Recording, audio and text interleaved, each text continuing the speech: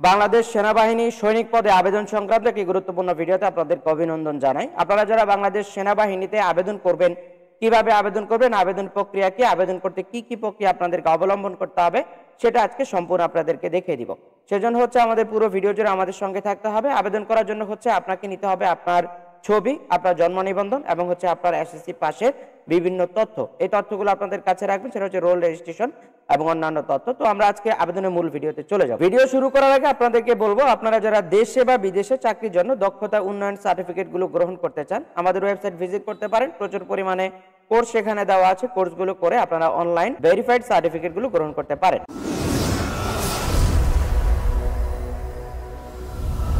তো আমরা চলে আসলাম গুগল ক্রোমে, কম্পিউটার স্ক্রিনে। আপনারা আপনাদের হাতে থাকা মোবাইল দিয়েও করতে পারেন, সেজন্য হচ্ছে আপনারা ছবিটা আগে থেকে রিসাইজ করে নিতে হবে। তো আপনারা চাইলে আপনাদের হাতে থাকা স্মার্টফোন দিয়ে কাজটি করতে পারেন। আবেদন প্রক্রিয়াটা দেখিয়ে দিব আজকে সম্পূর্ণ। তো আমরা হচ্ছে আপনাদেরকে বলবো, আপনার হাতে থাকা স্মার্টফোন থেকে করতে হলে স্মার্টফোনে গুগল ক্রোমে যাবেন, সেখান থেকে উপরের দিকে চলে যাবেন।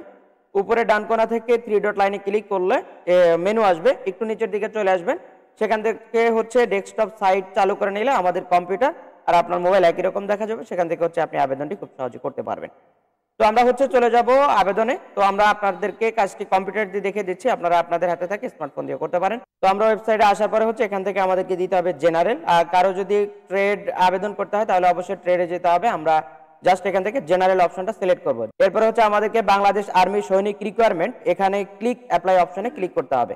এখানে হচ্ছে জেন্ডার সিলেক্ট করতে হবে। জেন্ডার সিলেক্ট করার পরে আমাদেরকে কিন্তু ইউজার আইডি এবং পাসওয়ার্ডটা দিতে হবে। তবে বিষয় হচ্ছে আমরা যখন টাকাটা পেমেন্ট করলাম সাথে সাথে হচ্ছে আমাদেরকে মেসেজের মাধ্যমে দেওয়া হয়েছে আমাদের ইউজার আইডি এবং পাসওয়ার্ড।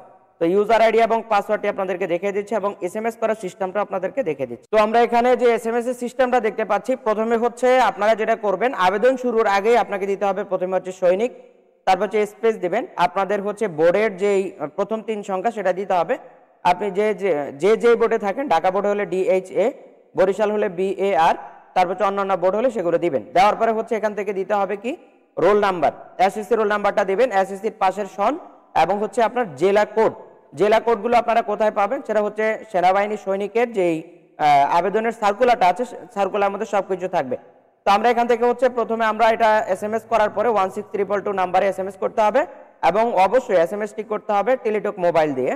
তো আমরা এখান থেকে এটা দেওয়ার পরে আমাদেরকে ফিরতি এসএমএস দিবে নাম সহ এবং হচ্ছে কত টাকা আমাদের ফি সবকিছু এখানে দেখাবে এবং হচ্ছে একটি পিন নাম্বার দেওয়া হবে। তো পিন নাম্বারটি সম্বলিত আমরা নিচে কিন্তু পুনরায় তাদেরকে আমরা আবার মেসেজ করতে হবে।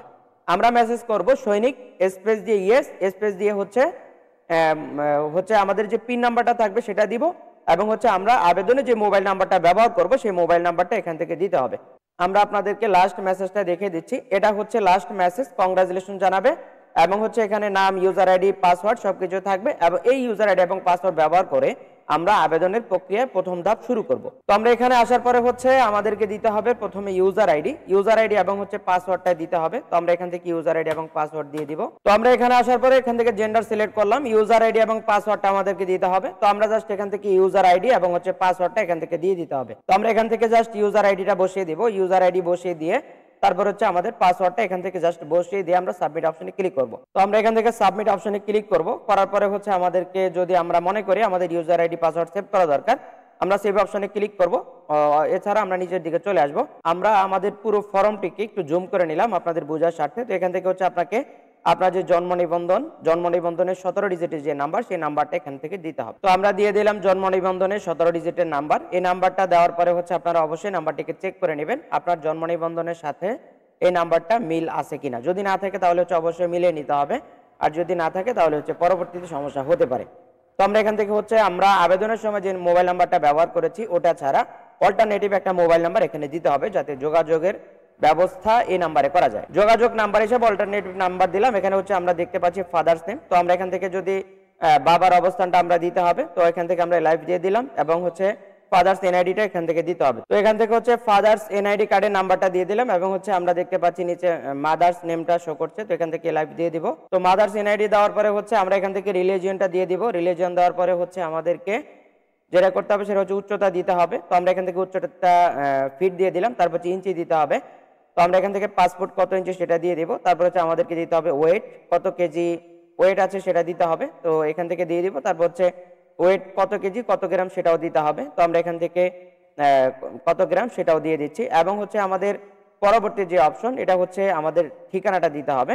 ডিস্ট্রিক্টটা সিলেক্ট করা থাকবে এবং হচ্ছে আমাদেরকে দিতে হবে উপজেলা অথবা থানা। এরপর হচ্ছে আমাদেরকে দিতে হবে পোস্ট কোড, আমরা পোস্ট কোডটা দিয়ে দিব এবং হচ্ছে আমাদেরকে দিতে হবে আমাদের ভিলেজ অথবা রোড নাম্বার। তো আপনারা এখান থেকে আপনাদের মতো করে আপনাদের ঠিকানাটা বসিয়ে দিবেন। অ্যাড্রেসটা এটা একটু ভালোভাবে বসাবেন যাতে করে হচ্ছে বুঝতে খুব সহজ হয়। দিবেন আমরা যদি এখানে হাউস নামটা দেই, আমরা এখানে হাউস নামটা দিয়ে দিতে পারি, এটা হচ্ছে অপশনাল, চাইলে দিতে পারেন আর না চাইলে না। তো আমরা এখান থেকে বাড়ির নামটা দিয়ে দিব, আর যদি শহরের তাহলে হচ্ছে হাউস নামটা দিতে পারেন। তো ইতিপূর্বে আপনি কোনো অপরাধের দায়ে ফৌজদারি মামলায় সাজাপ্রাপ্ত হয়েছেন কিনা সেটা এখান থেকে দিতে হবে। তো আমরা এখান থেকে এটা না দিয়ে দিব। তারপরে হচ্ছে আপনারা আপনাদের মতো করে তথ্যগুলো দেওয়ার চেষ্টা করবেন। এরপর হচ্ছে আমরা ইতিপূর্বে আপনি কোনো সরকারি প্রতিষ্ঠানে চাকরি করেছেন, হ্যাঁ হলে ছাড়পত্র প্রযোজ্য, হ্যাঁ হলে হ্যাঁ, না হলে না। তো আপনারা দেখতে পাচ্ছেন ইতিপূর্বে আপনি কি কোনো সরকারি প্রতিষ্ঠানে চাকরি হতে বরখাস্ত হয়েছেন কিনা সেটাও দেখতে হবে। তো আমরা এখান থেকে দেখতে পাচ্ছি দুরারোগ্য ব্যাধি ছিল কিনা, তারপর হচ্ছে এখানে আপনি স্বেচ্ছায় চাকরি করার জন্য অব্যাহত কিনা সেটাও দেখতে হবে। এগুলো একটু আপনারা পড়ে নেবেন নোটিশগুলো। তো আমরা এখানে দেখতে পাচ্ছি আমাদের হচ্ছে এসএসসি এডুকেশনাল কোয়ালিফিকেশনের যে তথ্য সেগুলো এখানে অটোমেটিকলি চলে আসছে আমাদের রোল নাম্বার এবং অন্য তথ্য দিয়ে। তো আমরা এখান থেকে হচ্ছে অন্য তথ্য দেওয়ার প্রয়োজন নাই। এখানে হচ্ছে ইন্টারমিডিয়েট, কেউ যদি ইন্টারমিডিয়েট কমপ্লিট করে থাকেন এখান থেকে ইন্টারমিডিয়েটটা আপনারা তথ্য দিতে পারেন, আর যদি না হয় তাহলে হচ্ছে এগুলো খালি থাকবে। এগুলো হচ্ছে ঐচ্ছিক, আপনি চাইলে দিতে পারেন না চাইলে না। তো এরপরে হচ্ছে আমাদেরকে এই তথ্যগুলো নিচের যে বক্সগুলো আছে এগুলো একটু পড়ে নিতে হবে, উপরে তথ্যগুলো পড়ে নিয়ে আমরা আমাদের মতো করে উত্তরগুলো দিতে হবে। আপনি সকল তথ্যে যদি অবগত থাকেন তাহলে হচ্ছে এখান থেকে ইয়েস দিবেন, আর যদি না থাকেন তাহলে হচ্ছে না দিবেন। তো আমরা এখান থেকে তথ্যটা পড়ে তারপর হচ্ছে বুঝে শুনে তারপর হচ্ছে অবশ্যই আমাদেরকে এই অপশনগুলো পূরণ করতে হবে। তো আমরা এখান থেকে হচ্ছে আপনি তথ্যগুলো দেখবেন এবং হচ্ছে এখানে ক্লিক করবেন, ক্লিক করে হচ্ছে এখান থেকে ইয়েস অথবা না দিয়ে দিবেন। তো আমরা এখান থেকে ইয়েস দিয়ে দিব এবং হচ্ছে এখানে অবগত কিনা সেটা আমরা দিয়ে দিব এবং হচ্ছে এখানে সেনাবাহিনী ভর্তির ক্ষেত্রে সুপারিশ কারো অযোগ্যতা বলে বিবেচিত সেটাও জানতে হবে এবং সেটাও আমরা ইয়েস দিয়ে দিলাম। তো এখান থেকে ছবিটা আপলোড করতে হবে। ছবি আপলোড করার জন্য অবশ্যই আপনাকে 300 বাই 300 পিক্সেল করে নিতে হবে। তো আমরা এখানে সিলেক্ট অপশনে ক্লিক করব, ছবি যেখানে আছে ছবিটা ক্লিক করে দেব, ছবিটা চলে আসবে, প্রিভিউ দেখাবে এবং আমাদের সব তথ্যগুলো যদি ঠিকঠাক থাকে তাহলে হচ্ছে আমরা এখান থেকে সাবমিট অপশনে ক্লিক করব। সাবমিট অপশনে ক্লিক করার সাথে সাথে হচ্ছে আমাদেরকে কংগ্রাচুলেশন জানাবে এবং অ্যাপ্লিকেশন সাবমিটেড সাকসেসফুলি দেখাবে। তো আমাদের এডমিট কার্ডটা এখানে ডাউনলোড করা অপশন চলে আসবে। আমরা যদি নিচের দিকে চলে আসি তাহলে হচ্ছে আমাদের এডমিট কার্ডটি ডাউনলোড করার অপশন এখানে চলে আসছে। আমরা উপর থেকে জাস্ট ডাউনলোড অপশনে ক্লিক করলে আমাদের এডমিট কার্ডটি ডাউনলোড হয়ে যাবে। আমরা আমাদের পুরো এডমিট কার্ডের মধ্যে আমাদের বিস্তারিত তথ্যগুলো দেখতে পাচ্ছি। এখানে যে আমাদের তথ্যগুলো সেই তথ্যগুলো বিস্তারিত দেখার পরে হচ্ছে আপনারা আপনাদের মতো করে এডমিট কার্ডটি ডাউনলোড করে নেবেন। এটা হচ্ছে আবেদন প্রক্রিয়া। তো আপনাদেরকে বলবো আপনারা যারা বাংলাদেশ সেনাবাহিনী আর্মিতে চাকরির আবেদন করতে চান অবশ্যই আপনারা আমাদের পুরো ভিডিও জুড়ে আমাদের সঙ্গে রয়েছিলেন এবং হচ্ছে এই সিস্টেমে করলে আপনারা খুব সহজে করতে পারবেন। তো আজকের মতো বিদায় নিব। তার আগে বলবো আপনারা যারা দেশে বা বিদেশে চাকরির জন্য দক্ষতা উন্নয়ন সার্টিফিকেটগুলো গ্রহণ করতে চান আমাদের ওয়েবসাইট ভিজিট করতে পারেন, অথবা আমাদের স্ক্রিনে দেওয়া হোয়াটসঅ্যাপ নাম্বারে যোগাযোগ করলে আমরা আপনাকে খুব সহজে অনলাইন ভেরিফাইড সার্টিফিকেটগুলো প্রদান করতে পারবো। তবে সেক্ষেত্রে আপনাকে অবশ্যই কোর্সটা করতে হবে। আমাদের ওয়েবসাইটে কোর্সগুলো করলে হচ্ছে আপনারা সার্টিফিকেটগুলো পাবেন, সেগুলো হচ্ছে অনলাইন 100% ভেরিফাইড। তো আজকের মতো বিদায় নিচ্ছি, দেখা হচ্ছে আমাদের পরবর্তী কোনো আপডেট ভিডিওতে। আসসালামু আলাইকুম।